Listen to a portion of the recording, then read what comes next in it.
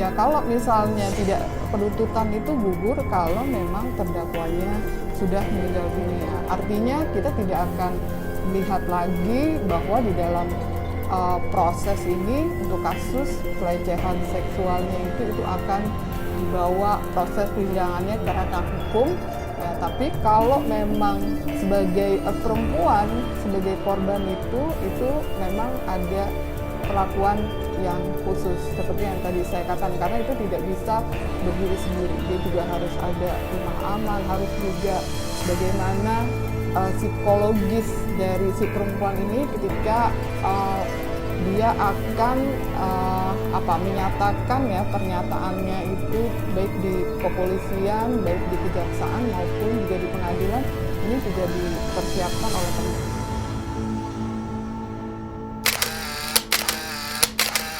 Assalamualaikum warahmatullahi wabarakatuh. Waalaikumsalam. Salam kebajikan, salam sejahtera untuk kita semua. Sahabat JSLG sekalian dimanapun Anda berada, kembali lagi bersama kami dalam program Nalar Hukum. Jangan bilang melek hukum sebelum nalar hukum. Oke, sahabat JSLG Official dimanapun Anda berada, dalam kesempatan kali ini senang sekali rasanya kami bisa menemani sahabat JSLG Official dimanapun Anda berada. Dan sekarang kita juga sudah kedatangan tamu spesial. Selama 30 menit ke depan kita akan membahas topik-topik yang saat ini sedang jadi hot issue atau topik-topik hukum yang memang nanti akan dijelaskan langsung oleh narasumber. Kita perkenalkan langsung narasumber kita, yaitu Ibu Dr. Erna Ratnaningsih, SHLLM. Selamat siang Ibu. Selamat siang. Makasih Bu sudah datang ke Nalar Hukum kita. Dan terima kasih juga Ibu sudah bersedia menjadi narasumber kita ya Bu ya. Sama-sama. Oke, sahabat JSLG Official sekalian dimanapun Anda berada, sebelum kita mulai, saya mengingatkan kembali kepada sahabat JSLG Official, jangan lupa like, subscribe, dan komen apabila ada yang ingin dikomentari terkait pembahasan kita pada kali ini. Dan topik kita pada kali ini ialah perlindungan hukum terhadap korban kekerasan seksual dan sistem pembuktiannya. Studi kasusnya kasus Pak Sambo ya Bu ya, istrinya Pak Sambo ya. Nah, sahabat JSLG Official sekalian, kita untuk mempersingkat waktu langsung saja kita berbincang dengan narasumber kita. Dan sebelum kita berbincang, saya akan membacakan sedikit CV ya Bu ya, dari Ibu Dr. Erna Ratnaningsih. Beliau merupakan pernah menjabat sebagai Wakil Ketua Komisi Kejaksaan Republik Indonesia periode 2015 sampai 2019. Kemudian juga saat ini beliau sebagai Mahkamah Kehormatan Dewan di tenaga ahli Mahkamah Kehormatan Dewan di Dewan Perwakilan Rakyat Republik Indonesia. Selain itu kegiatan beliau saat ini sebagai dosen di BINUS Universitas ya Bu ya, Universitas BINUS, dan juga beliau sebagai praktisi atau managing partner di Dr. Erna Ratnaningsih SHLLM Law Firm ya Bu ya.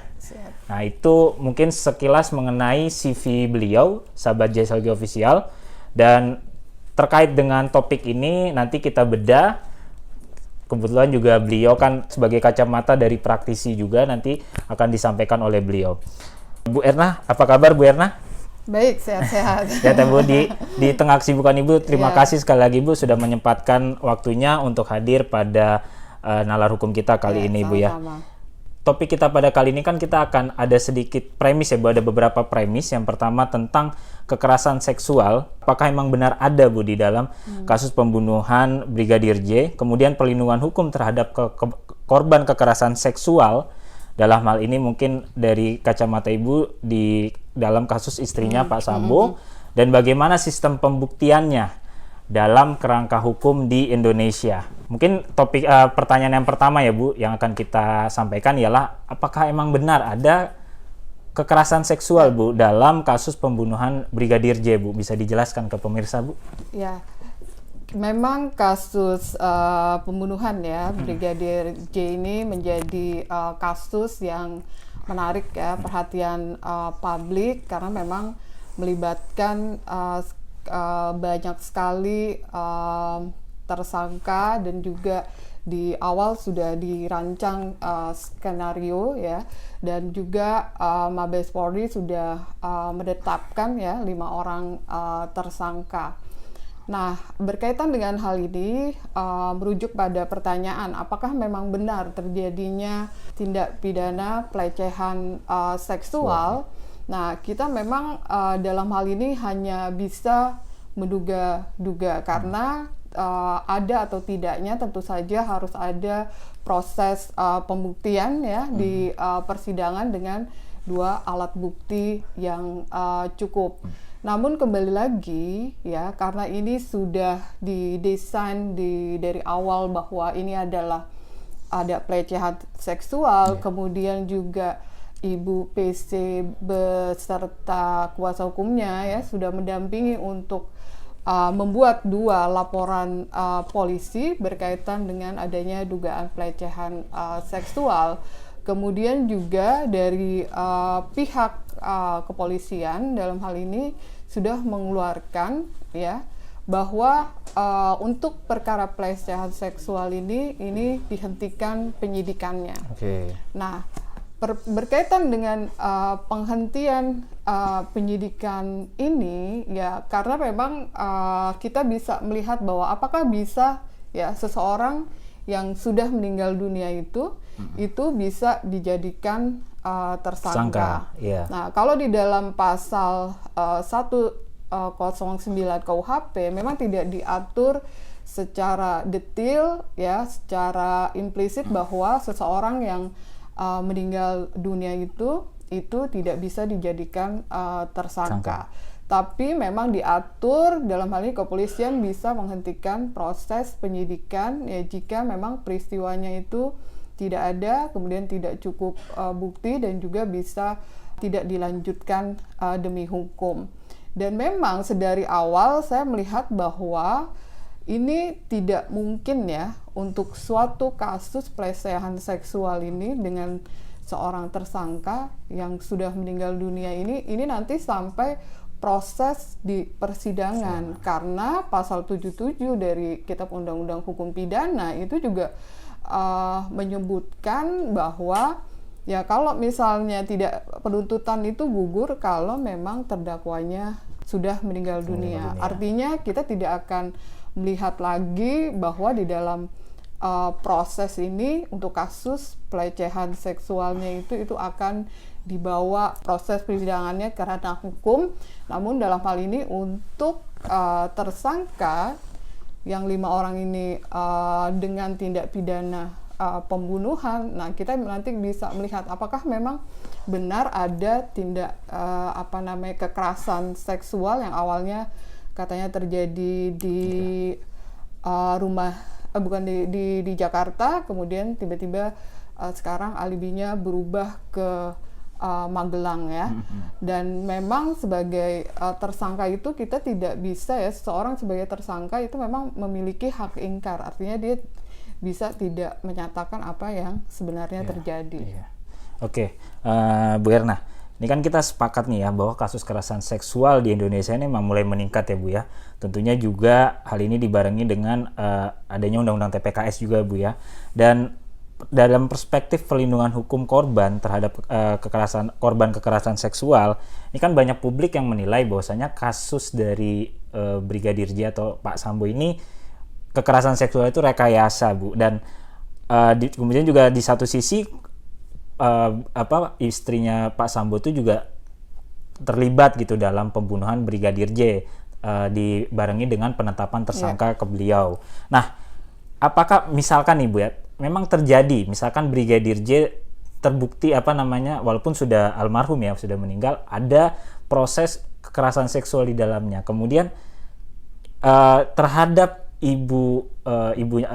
istrinya Pak Sambo yang sekarang menjadi tersangka, apakah di situ juga beliau punya hak terhadap, misalkan memang terjadi peristiwa kekerasan seksual, apakah memang punya hak sebagai pelaku dan korban jatuhnya Bu ya, ketika ini kan kasusnya berbarengan nih ya, ada kekerasan seksual di dalamnya, misalkan memang terbukti, kemudian beliau juga salah satu yang ditetapkan tersangka, apakah Bu PC itu tetap punya hak Bu sebagai korban kekerasan seksual? Sebenarnya kan kalau kita berbicara mengenai seseorang sebagai korban dan juga seseorang sebagai pelaku tindak pidana, itu treatmentnya itu berbeda-beda ya. Oke. Apalagi kekhususannya untuk kasus tindak pidana kekerasan seksual ya. Selama ini saya menangani banyak kasus ya kekerasan seksual, dan itu dibutuhkan tidak hanya advokat atau pendamping, tapi juga dukungan dari yang lain, misalnya secara psikologis ya, psikiater, kemudian juga rumah aman. Nah, mungkin inilah bagaimana pentingnya undang-undang TPKS ini ya.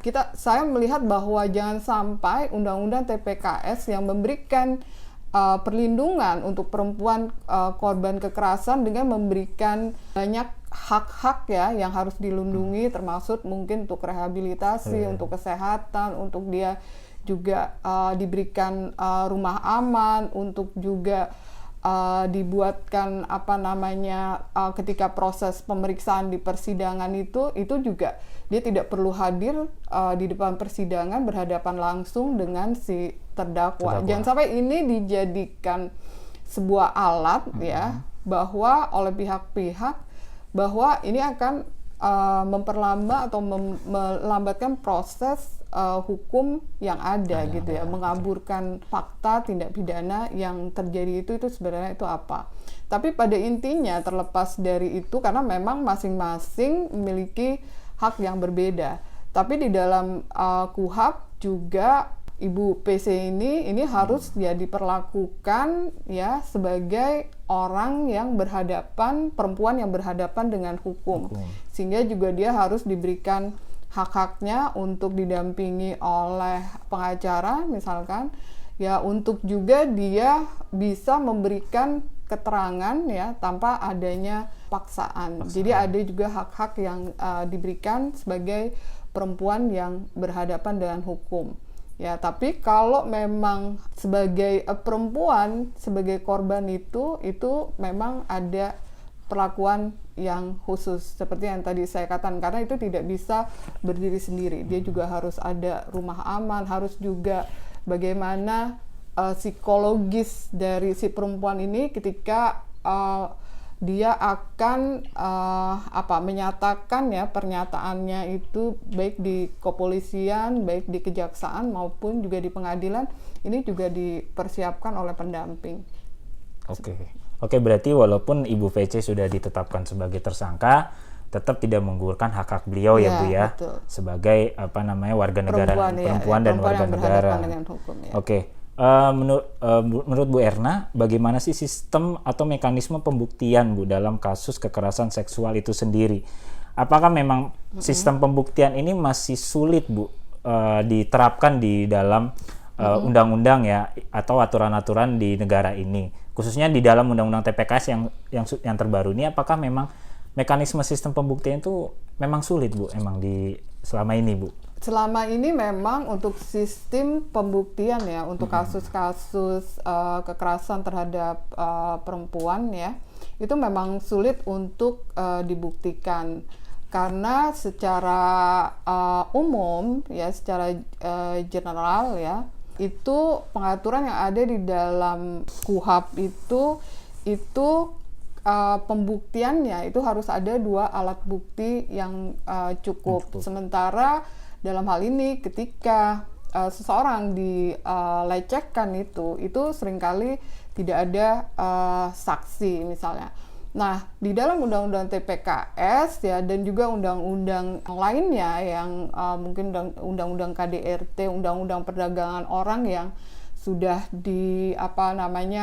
didukung oleh aktivis perempuan, kesulitan itu dipecahkan dengan bahwa sekarang ya hanya mekanisme pembuktiannya itu berbeda ya. Jadi keterangan saksi dan korban saja itu sudah cukup untuk bisa memproses ya perkara tindak pidana kekerasan seksual disertai dengan satu alat bukti. Artinya misalnya korban sendiri dengan alat bukti visum ya, itu sudah bisa dibawa prosesnya itu ke penyidikan ya, kemudian juga nanti sampai ke proses pengadilan. Jadi didukung oleh satu alat bukti yang lainnya, saksi atau korban dan satu alat bukti yang lainnya.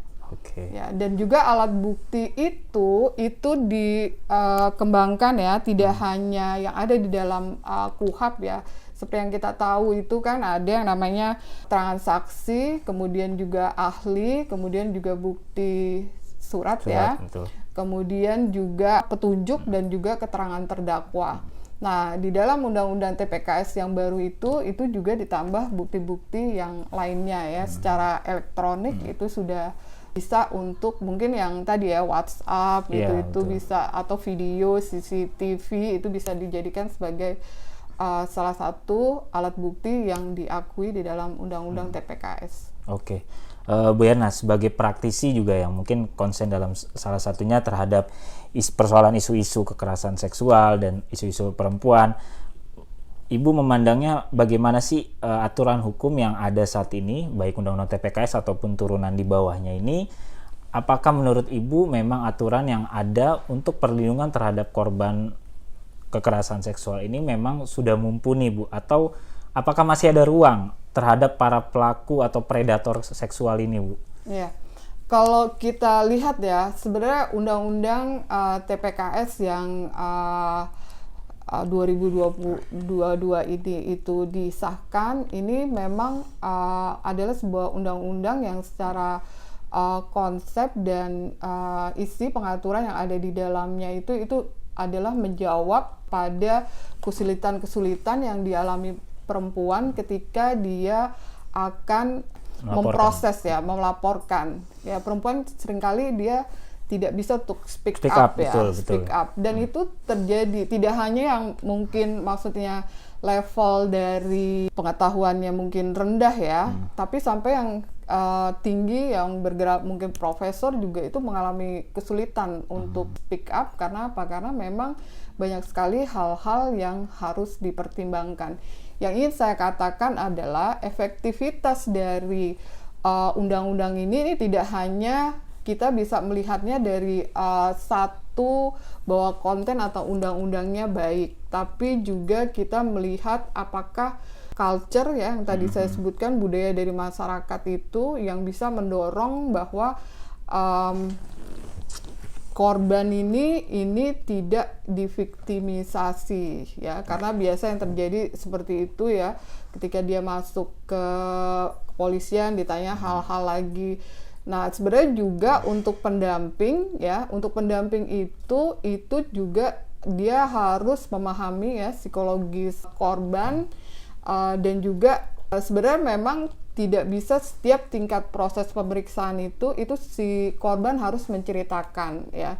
Jadi bisa juga dokumen gitu ya, dia menceritakan kasusnya seperti apa, tapi memang itu harus ditandatangani oleh si korban bahwa itu benar. Jangan sampai nanti kena prank gitu kan. Kalau itu. Jadi itu harus ditandatangani dan itu nanti proses ya dari si korban ini dia bisa bagaimana mendapatkan keadilan di samping yang tadi ya. Jadi ada 3 hal ya, selain konten undang-undangnya, budaya hukumnya juga, dan juga struktur aparat penegak hukumnya itu ya. Apakah aparat penegak hukumnya ini memang benar-benar ya sesuai dengan undang-undang. Kan kalau di undang-undang TPKS yang sekarang dia memang sudah ada pendidikan atau keterampilan yang khusus ya, termasuk dari kepolisian, kejaksaan sampai di Mahkamah Agung, dan juga masing-masing sudah memiliki pedoman. Dan saya harap nanti kalau memang sudah sesuai dengan apa yang direncanakan ada ya, ini mungkin nanti korban-korban yang lainnya itu akan berbicara. Karena kan sekarang juga banyak ya pelecehan seksual di institusi pendidikan. Dan ini juga mungkin menjadi catatan juga ya, bagaimana mungkin undang-undang TPKS ini bisa bekerja di mana korban itu bisa memperoleh keadilan. Yang terutama yang ingin saya garis bawahi di sini adalah di dalam undang-undang ini banyak sekali unsur-unsur lembaga-lembaga yang memang berperan serta untuk bagaimana keadilan bagi korban itu terwujud mungkin dari Kementerian Kesehatan, Kementerian Sosial untuk rumah aman ya, kemudian juga Kementerian Perempuan dan Anak.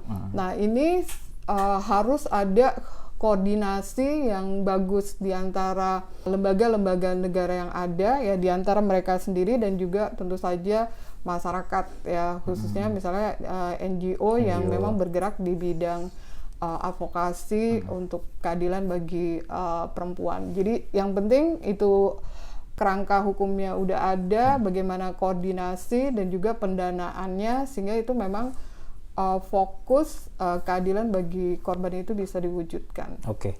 Bu Erna, makasih banget tadi udah ngejelaskan secara spesifik mengenai perlindungan hukum terhadap korban kekerasan seksual. Mungkin ini Bu ya, pertanyaan yang mungkin banyak netizen juga menyoroti itu pertanyaannya gini terhadap korban kekerasan seksual. Ketika mereka untuk mencari keadilan mencari keadilan, kita udah ada perangkatnya nih yang Ibu bilang. Sudah ada aturannya, sudah diatur perangkat penegak hukumnya juga. Nah, apabila ada korban yang memang ini melaporkan tapi tidak ditindaklanjuti nih Bu, oleh misalkan katakanlah dalam hal ini dia melapor ke kepolisian, cuman nggak diproses, apa yang harus dia lakukan untuk agar laporan ini segera ditindaklanjuti oleh pihak kepolisian? Karena kan fenomena yang berkembang di masyarakat banyak kan, mungkin korban-korban salah satunya takut speak up atau dia sudah mencoba melaporkan tapi nggak diproses. Kira-kira langkah selanjutnya apa nih Bu? Ya, langkah-langkah yang selanjutnya memang untuk mencapai keadilan bagi korban itu memang dibutuhkan empowering ya bagi korban itu sendiri. Jadi kalau misalnya pengalaman saya ketika menangani kasus kekerasan terhadap perempuan itu, kita sebagai pengacara sekaligus pendamping ya, itu memang harus mengetahui ilmu psikologis korban. Yang lebih utama lagi adalah sebenarnya dukungan dari keluarga ya. Jadi kalau keluarga itu mendukung ya, itu pasti ya si korban akan kuat dan dia akan melanjutkan apa yang dia perjuangkan. Artinya dalam hal ini saya ingin menyampaikan bahwa partisipasi publik itu penting ya, bahwa awareness ya bagi korban itu ya ini harus dilindungi ya, termasuk juga misalkan namanya. Jadi itu memang tidak boleh diungkap namanya itu siapa ya, jadi harus ada inisial. Nah itu, nah tentu saja mekanisme atau tahapan. Jadi yang pertama memang dukungan keluarga itu yang sebagai payung yang paling utama. Setelah itu masyarakat ya bisa merujuk kepada lembaga-lembaga ya yang menangani untuk korban kekerasan seksual ya. Jadi bisa itu ke Komnas Perempuan, bisa juga itu rujukannya kalau anak ya di bawah umur ke KPAI. Bisa juga ke LBH Apik gitu ya. Ya. Jadi itu sebenarnya banyak ya. Jadi dari situ nanti ada dukungan yang menyeluruh.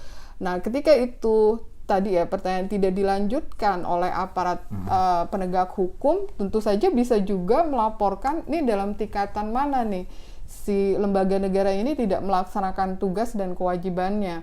Misalnya kalau di tingkatan kepolisian ya berarti ada yang namanya Kompolnas. Ya.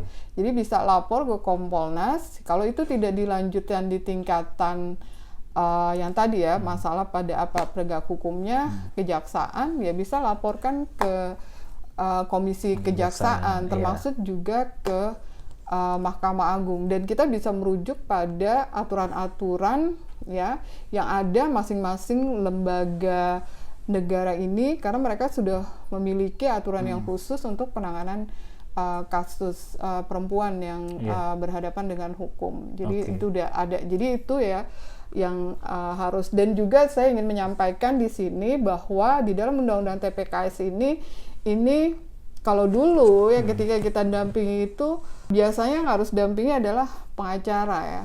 Oke. Tapi sekarang pendamping itu diperluas. Siapa aja bisa menjadi pendamping ya. Jadi bisa keluarga, bisa juga mungkin penunjukan dari. Jadi orang yang memang dipercaya oleh si korban ya supaya dia merasa nyaman gitu ya. Iya. Untuk dia menyampaikan apa yang dia alami ya, kekerasan yang dia alami. Jadi itu bisa pendampingnya tidak hanya pengacara, bisa juga keluarga, bisa juga organisasi masyarakat. Jadi itu diperluas. Jadi dalam hal ini aparat penegak hukum ya, misalnya di kepolisian itu tidak boleh, misalkan kalau orang didampingi orang pendamping ini ya, ini disuruh keluar gitu.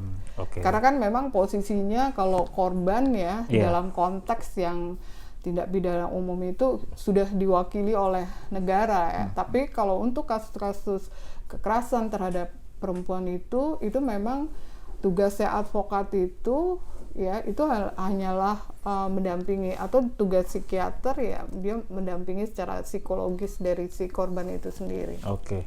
Bu, ada satu pertanyaan lagi nih Bu ya. Dalam arti gini, terkait dengan pelecehan seksual ya Bu ya. Ini apakah pelecehan seksual itu harus secara langsung dilakukan, atau dari media sosial pun bisa sebenarnya terjadi pelecehan seksual, entah itu body shaming atau itu apa. Soalnya ada beberapa kasus di jagat media sosial gitu, ada beberapa korban tuh yang melaporkan bahwasanya mereka dibully atau dilecehkan secara seksual tapi melalui media sosial. Nah ini kan penting juga nih Bu. Betul. Buat edukasi, jangan sampai nanti kita juga ternyata dengan adanya undang-undang TPKS, kita awalnya niatnya bercanda, ternyata memang itu masuk harus hati-hati. unsur pelecehan seksual. Ini soalnya di beberapa media sosial ini beberapa waktu lalu sempat ramai. Iya, betul. Tapi ada yang juga yang bilang, ya enggak dong, pelecehan seksual itu harus secara langsung. Nah, ini gimana Bu penjelasannya Bu? Iya. Kalau kita lihat ya di dalam undang-undang TPKS yang baru itu memang ada. Jadi pelecehan seksual itu tidak hanya misalnya dilakukan di tempat yang memang orang itu berhadap-hadapan ya, tapi memang diatur juga itu bisa melalui media elektronik. Ya. Jadi teman-teman di sini walaupun itu bercanda ya, nah itu juga harus hati-hati karena di dalam undang-undang TPKS itu diatur pelecehan seksual itu ya bisa fisik, bisa non fisik ya, mungkin juga misalnya verbal ya. Seringkali verbal itu yang menyakitkan gitu ya, dan itu juga bisa membuat seseorang itu jadi trauma gitu ya. Karena saya juga pernah ada kasus juga seperti itu. Jadi dia tidak dipukuli, tidak ditampar ya, tapi kalimat-kalimat misalnya yang dikeluarkan oleh si suaminya itu sangat menyakitkan sehingga dia merasa rendah diri dan dia merasa ingin bunuh diri gitu. Nah itu juga diatur, termasuk yang tadi ya kadang-kadang kita mengirimkan ya berita-berita dan orang merasa itu tidak nyaman ya, dan itu merasa bahwa dirinya itu dilecehkan. Oh iya, berarti ini untuk para pemirsa harus lebih hati-hati ya Bu ya. Hati-hati, karena ternyata pelecehan seksual itu nggak bisa secara langsung aja, dari media elektronik pun juga sudah diatur. Oke Bu, sebagai penutup, apa sih harapan Ibu ke depan untuk perlindungan korban terhadap korban kekerasan seksual itu sendiri Bu? Apakah yang Ibu harapkan ke depannya seperti apa gitu? Saya melihat bahwa satu tahapan ya, di mana perempuan-perempuan kemudian yang ada di DPR juga teman-teman dari NGO dan teman-teman yang concern untuk melakukan pembelaan terhadap hak-hak perempuan itu sudah berhasil ya untuk menggolkan undang-undang TPKS ini menjadi sebuah undang-undang yang akhirnya disahkan oleh DPR. Jadi ini udah merupakan step yang sangat baik ya. Sama seperti dulu ya teman-teman ya NGO dan juga perempuan-perempuan di DPR juga berjuang untuk menggolkan undang-undang PKDRT dan itu keberhasilan yang luar biasa saya berharap bahwa apa yang sudah dari sisi konten atau undang-undangnya itu sudah baik. Nah, itu tadi ya, seringkali yang jadi masalah adalah dari culture dari masyarakatnya itu sendiri, dan dia yang menghakimi si korban, dia tidak percaya pada apa yang dikatakan korban. Seperti tadi Mas katakan, aparat penegak hukumnya sudah dilaporkan, malah dia bilang ini kan suka sama suka. Kenapa misalnya sudah betul. beberapa kali kejadiannya seperti itu. Nah, itu jadi ketiga hal ini dari sisi konten, dari sisi legal substance, kemudian juga dari culture-nya, legal culture dan legal structure ini yang harus diperbaiki. Di samping juga harus melihat ya itu tadi ya, koordinasi di antara lembaga ya, supaya baik ya ketika menangani kasus korban kekerasan seksual ini, termasuk misalnya pendampingnya juga. Jadi ada mungkin rujukan ya yang dibuat ya, sehingga yang tadi ya, jadi masyarakat ketika saya merasa korban nih nggak tahu dia harus lapor gitu kemana gitu ya. Jadi itu ada juga mekanisme rujukan yang tepat, dan juga tentu saja sarana dan prasarananya, termasuk salah satunya ya itu rumah aman itu penting ya. Rumah aman itu penting supaya si korban ini dia tidak ditakut-takuti oleh si pelaku ya, apalagi kalau memang, makanya ada yang namanya lembaga LPSK. Jadi LPSK yang akan berkoordinasi untuk perlindungan dan pemberian rumah aman ini. Gitu. Rumah aman itu di mana sih, Bu? Rumah aman itu biasanya memang disediakan itu oleh pemerintah. Di NGO juga ada ya, beberapa NGO rumah aman, artinya si korban ini itu ditempatkan ya di suatu tempat di mana tidak ada seorang pun yang tahu kecuali pendampingnya. Sehingga dia tidak bisa diakses oleh si pelaku gitu. Itu caranya melalui LPSK? Kalau itu harus ada pengajuan kalau ke LPSK.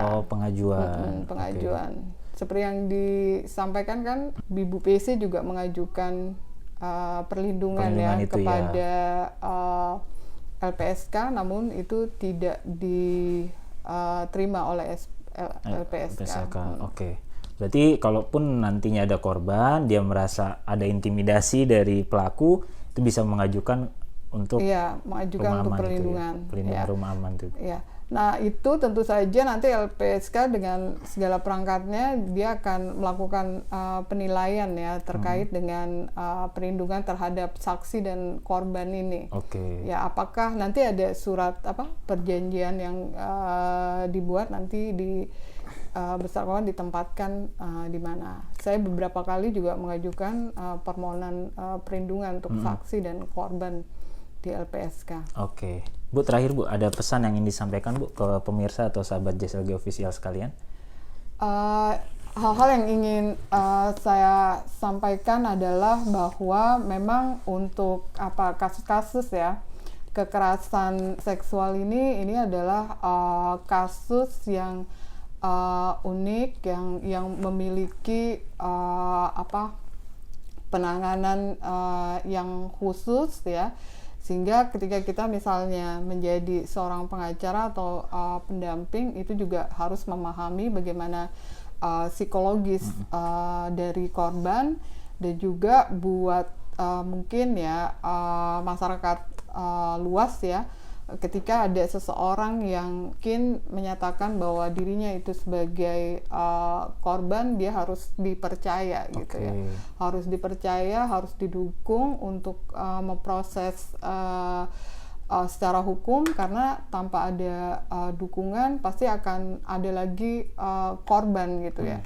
Dan juga perlu digarisbawahi, biasanya untuk kasus-kasus kekerasan seksual itu ada hubungan relasi yang timpang ya. Misalnya kalau di tempat kerja antara si bosnya sama bawahan, misalnya di dalam rumah tangga antara suami dan juga istri. Biasanya sekarang kan yang lagi marak adalah kenapa kok pesantren ya, agama kok banyak terjadi pelecehan seksual yang dilakukan gitu ya oleh para ustadznya gitu ya. Nah ini juga pendidikan seperti ini ya, bagaimana pendidikan keluarga itu adalah yang terpenting sejak kecil. Mungkin anak-anak juga harus dinyatakan jangan sampai ketika ada yang menyentuh organ-organ intimnya itu harus dia melaporkan kepada orang tuanya, dan orang tua juga harus aware. Jadi jangan sampai nanti ada korban ya, karena kalau ini terjadi, ini juga korban ini juga nantinya misalnya bisa jadi pelaku juga gitu ya. Oke. Ini Law Firm Ibu juga sering mendampingi Bu korban-korban ini Bu di kantor hukum Ibu. Iya, sering.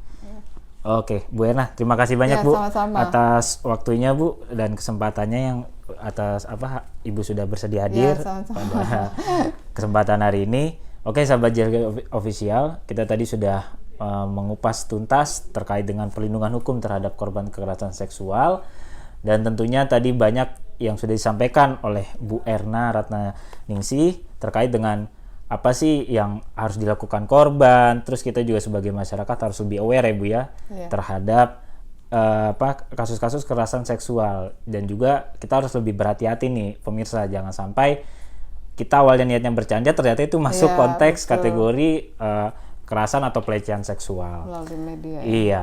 Oke, sahabat JSG Official, terima kasih sekali lagi, terima kasih Bu Erna atas waktunya. Dan sahabat JSG Official, saya kembali mengingatkan jangan lupa subscribe, like, dan komen di kolom komentar terkait pembahasan kita pada kali ini. Dan semoga apa yang kita bahas pada kesempatan kali ini dapat bermanfaat bagi kita semua. Sekali lagi jangan lupa melek hukum sebelum nalar hukum. Wassalamualaikum warahmatullahi wabarakatuh. Waalaikumsalam warahmatullahi wabarakatuh.